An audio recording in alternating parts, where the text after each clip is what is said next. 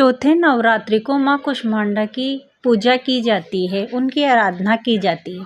माँ कुष्मांडा, जिन्हें आदि शक्ति का चौथा स्वरूप माना जाता है, की कथा अत्यंत दिव्य, रहस्यमयी और प्रेरणादायक है। नवरात्रि के चौथे दिन उनकी पूजा की जाती है। कुष्मांडा नाम का अर्थ ही उनकी महिमा को प्रकट करता है। कु अर्थात थोड़ा, उष्म अर्थात ऊर्जा या गर्मी, और अंड अर्थात ब्रह्मांड। इसका अर्थ हुआ कि माता ने अपनी हल्की सी मुस्कान से इस पूरे ब्रह्मांड की रचना कर दी। यही कारण है कि उन्हें सृष्टि की आदिशक्ति कहा जाता है। पुराणों के अनुसार जब सृष्टि का कहीं नामो निशान नहीं था, चारों ओर घना अंधेरा फैला हुआ था, तब ना समय था, ना दिशा, ना पृथ्वी और ना ही आकाश। उस समय केवल शून्य था। उस अनंत शून्य में जब किसी भी प्रकार का अस्तित्व नहीं था, तब कुष्मांडा माता प्रकट हुई।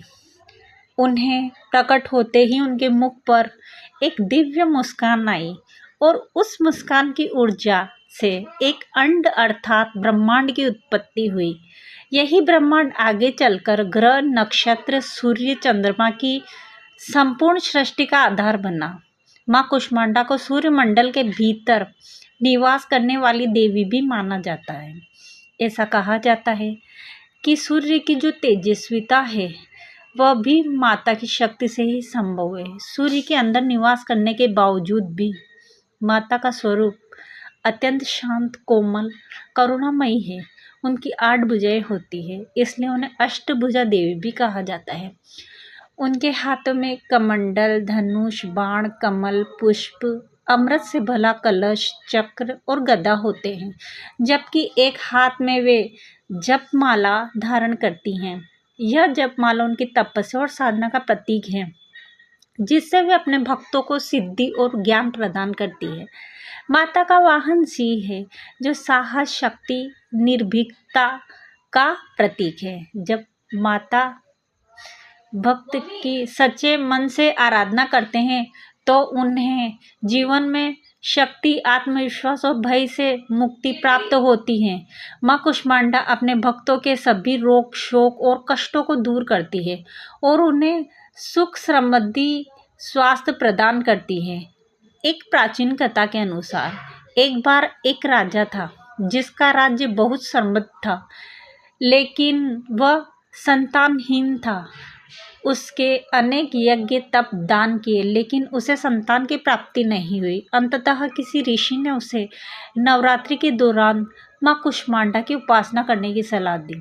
राजा ने पूरी श्रद्धा और नियम के साथ माता की पूजा की। चौथे दिन जब उसने माता का ध्यान किया तो उसे एक दिव्य प्रकाश दिखाई दिया और उसी प्रकाश में माँ कुष्मांडा प्रकट हुई। माता ने उसकी भक्ति से प्रसन्न होकर उसे संतान प्राप्ति का आशीर्वाद दिया। कुछ समय बाद उसके यहाँ एक तेजस्वी पुत्र का जन्म हुआ, जिसने आगे चलकर अपने राज्य को और भी समृद्ध बनाया। इस कथा से यह शिक्षा मिलती है कि यदि कोई व्यक्ति सच्चे मन और पूर्ण विश्वास के साथ माता की आराधना करता है, उसके जीवन की सभी बाधाएं दूर हो जाती हैं। माँ कुष्मांडा विशेष रूप से उन लोगों पर कृपा करती है जो मानसिक रूप से कमज़ोर होते हैं या जीवन में दिशा खो चुके होते हैं। उनकी उपासना से व्यक्ति के भीतर नई ऊर्जा और सकारात्मक का संचार होता है। माँ कुष्मांडा को कुम्हेड़े अर्थात पेटे का भोग अति प्रिय है। ऐसा माना जाता है कि उन्हें यह भोग अर्पित करने से वे शीघ्र प्रसन्न होती हैं। उनके भक्तों की सभी इच्छाएं पूर्ण करती हैं। नवरात्रि के चौथे दिन श्रद्धालु विधि विधान से माता की पूजा करते हैं, दीप प्रज्वलित करते हैं, उनका ध्यान करते हैं।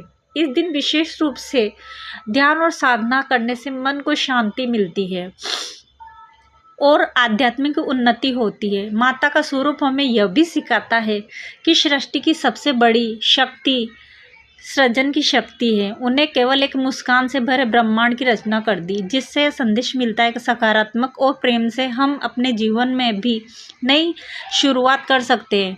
उनका जीवन यह प्रेरणा देता है कि अंधकार चाहे कितना भी गहरा क्यों ना हो, एक छोटी सी रोशनी उसे समाप्त कर सकती है। इस प्रकार माँ कुष्मांडा की कथा केवल धार्मिक आस्था का विषय नहीं, बल्कि यह जीवन को समझने और उसे बेहतर बनाने का मार्ग भी दिखाती है। उनकी आराधना से व्यक्ति को न केवल भौतिक सुख मिलते हैं, बल्कि आध्यात्मिक शांति और संतुलित भी प्राप्त होता है। जो भी भक्त सच्चे मन से माँ कुष्मांडा का स्मरण करता है, उसके जीवन में कभी भी निराशा नहीं आती और वह हर समय परिस्थिति में आगे